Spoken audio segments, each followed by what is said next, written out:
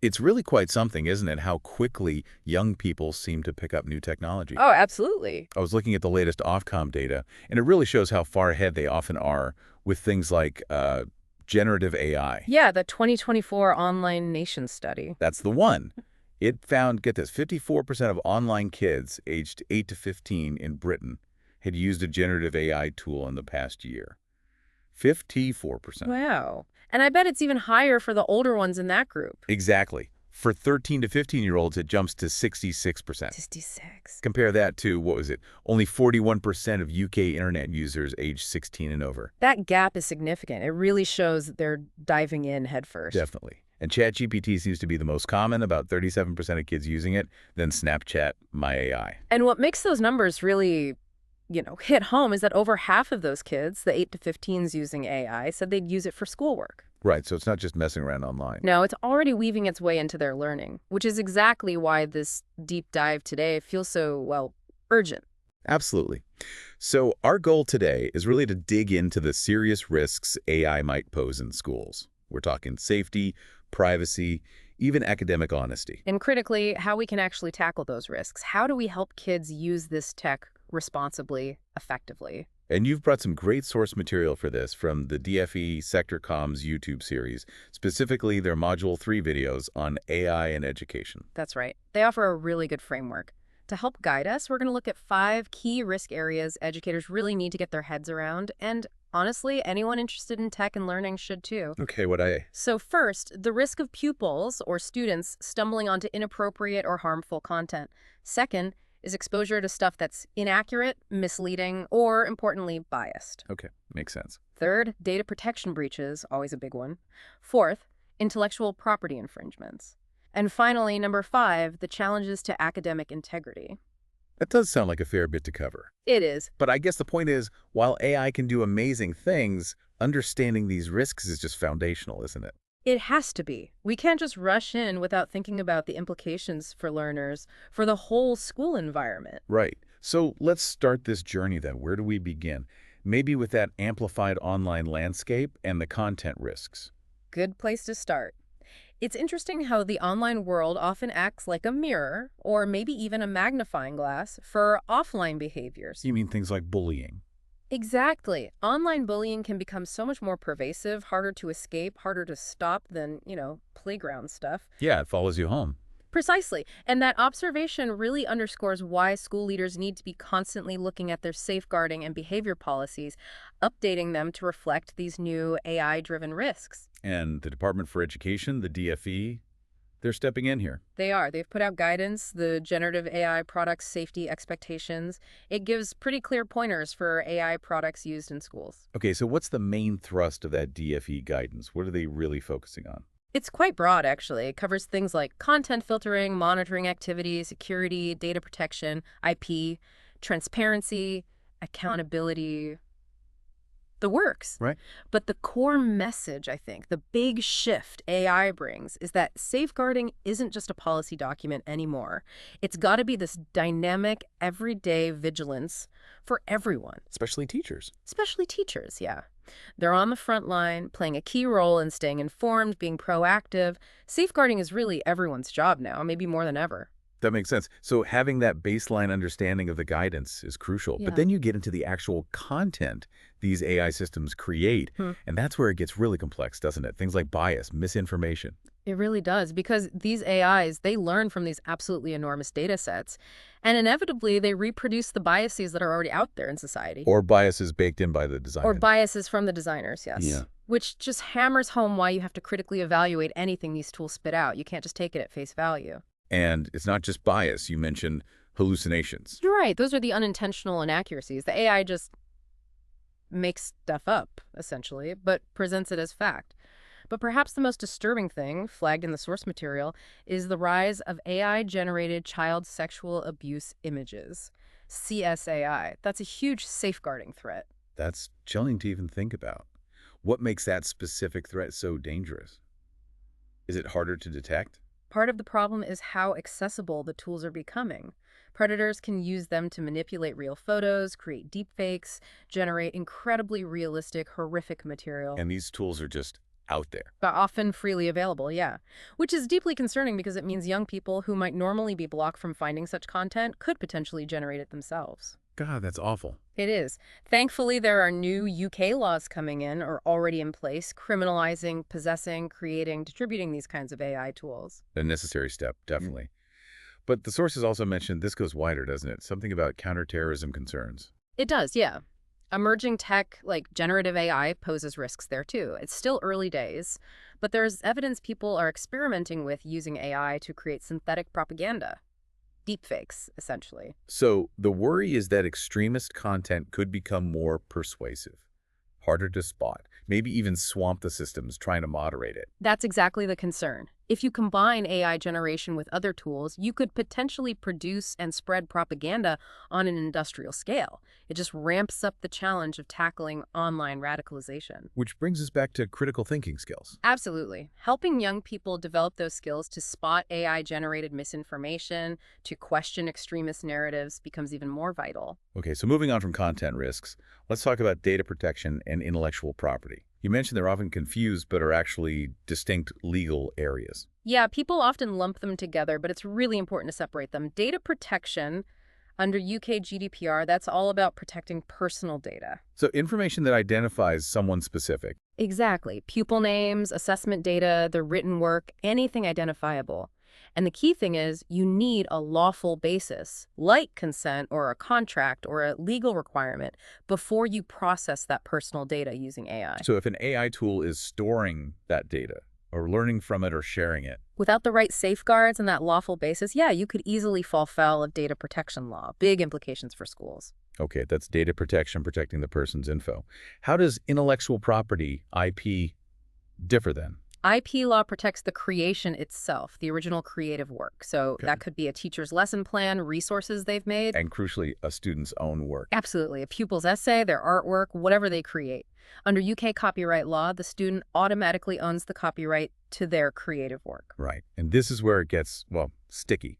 Let's use that example from the source. A teacher pastes a student's essay into an LLM, a large language model, maybe to get feedback ideas. Yep. Classic example. The student owns the copyright to that essay. Correct. And here's the potential problem.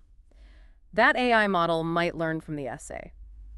It could incorporate the student's phrasing, ideas, their unique work into its underlying structure. Which would be using their IP without permission. Potentially, yes. It could infringe their copyright unless you have explicit permission from the student or their parent or guardian, if they're a minor, to use their work in that way. It highlights this real need for transparency and for human oversight. You can't just feed student work into any old AI. It sounds like a bit of a minefield. So, practically speaking, what are the key strategies schools and educators should be using to navigate this? Well, one really strong recommendation coming out of the sources is that educators should stick to using only the generative AI tools that have been specifically provided and approved by their school or institution. Why is that so important? Are the free tools riskier? Generally, yes. Free, publicly available AI tools often lack the robust safety features, the data protection considerations, whereas enterprise or professional tools, the kind often built into secure educational platforms, are much more likely to meet those DFE requirements. We talked about things like data handling, security, filtering. So it's not just about what the tool can do, it's about how it does it, especially with data. Precisely.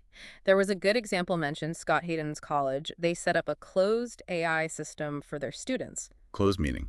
meaning it explicitly doesn't train its model on the students' data or the prompts they enter. Plus, it had built-in monitoring, filtering, reporting, and crucially, they trained the students properly on how to use it safely and ethically. That sounds like a much more controlled, proactive approach. It is. That's really key. What about the bigger picture legal stuff around AI and copyright? You hear stories about models being trained on copyrighted material without permission. Does that create risks for schools using the AI output? It's definitely a developing area legally. Yes, there's a concern that if a model was trained on copyrighted stuff, its output might sometimes resemble or even contain bits of that original material. That's called secondary copyright infringement. So even if the student didn't put copyrighted material in, the AI might spit some out.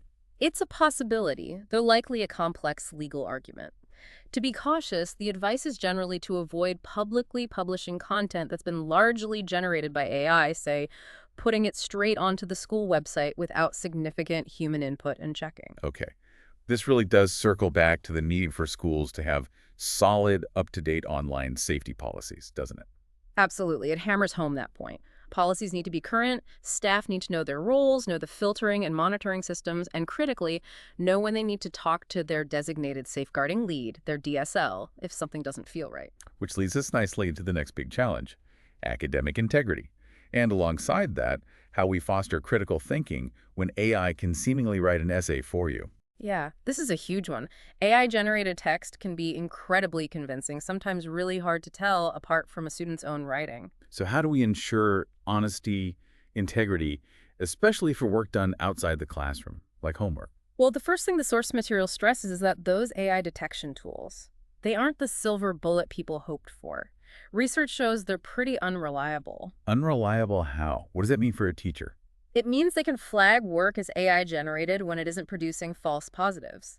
And apparently, this disproportionately affects students who speak English as an additional language. Oh, that's not good. No. And conversely, they often fail to detect AI use when it's been cleverly disguised or edited. So the guidance really leans towards professional judgment. Meaning? Meaning knowing your students, understanding their usual style, their typical level of work, spotting inconsistencies.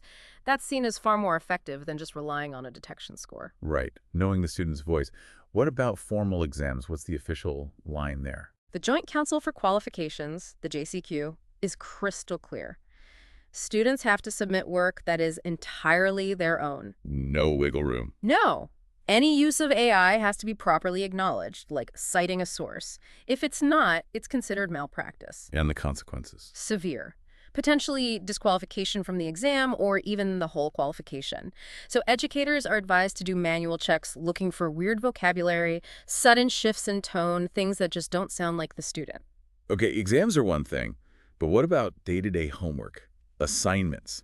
That feels like the gray area. It really is the dilemma, isn't it? AI tools can be fantastic for teachers, helping plan lessons, generate ideas. Yeah, efficiency gains. Definitely.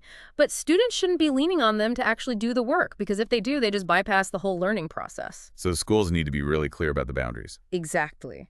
Schools and colleges need to provide absolute clarity on when AI is not okay to use, making sure students understand that learning comes from their own effort, their own thinking. This feels like it needs more than just rules, though. It feels like it requires a shift in how we approach learning itself. I think you're right. It's about cultivating what the sources call a critical mindset.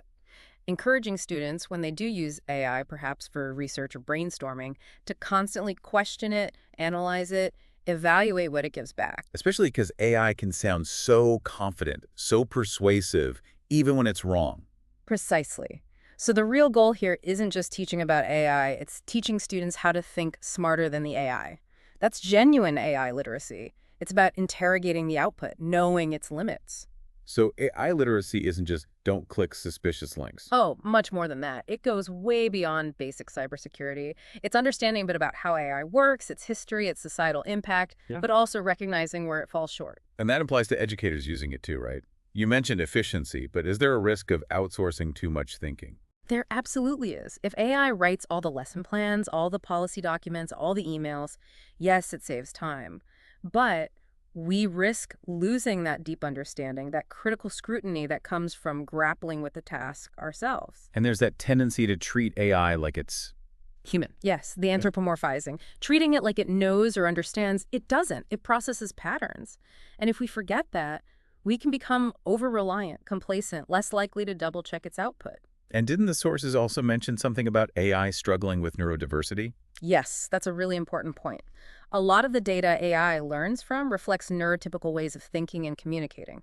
So the resources it generates might not automatically meet the needs of neurodiverse learners. So human expertise is still vital there. Absolutely essential. AI might give you a starting point, a draft, but a teacher's understanding of their individual students is crucial for fine-tuning resources so they actually work for everyone.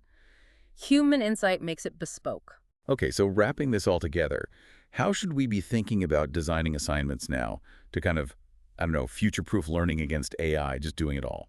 The key seems to be designing tasks that lean into what humans do best and AI struggles with.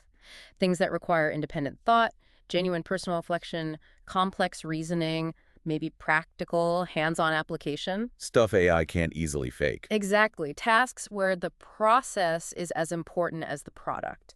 Ultimately, it's about fostering that culture of integrity where students get that turning in AI work isn't learning. Real learning happens when they engage their own minds. Wow. Okay, what a deep dive that was.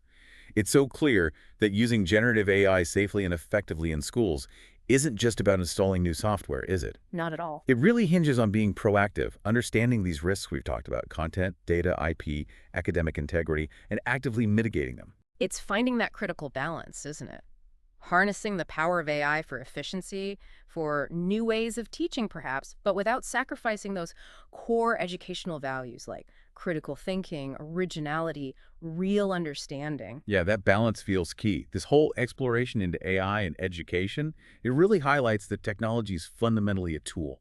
Its impact, good or bad, really depends on us. On how we understand it, how we use it, and crucially, how we teach our young people to navigate it. It's about empowerment, not just restriction. Well said. So maybe a final thought for everyone listening. Given how fast generative AI is moving, how pervasive it's becoming, how can you, in your own world, whether that's education, work, or just how you consume information, how can you actively champion that AI literacy and critical thinking we've been discussing? Definitely something to mull over. Indeed. Something to think about until our next deep dive.